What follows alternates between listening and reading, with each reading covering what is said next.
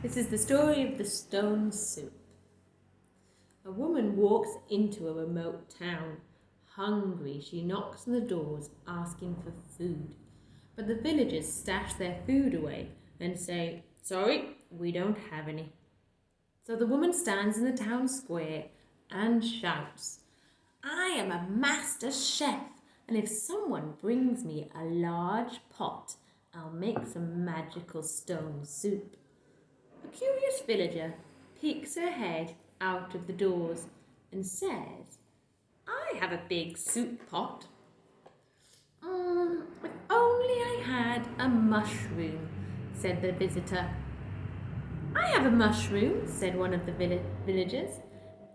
And running back to the house, she brought out a mushroom and gave it to the visitor. "Great," she said. "It would be even better if I had broccoli." "I'll get one," said a villager, and brought out some broccoli. "Oh, I wish I had a big green pepper," said the old woman. And another villager brought a pepper out of their house.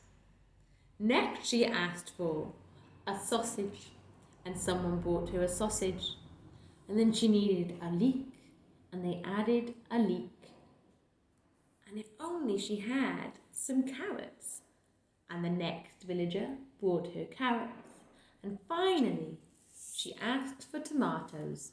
And the villager ran into their house and brought her 2 red, ripe tomatoes.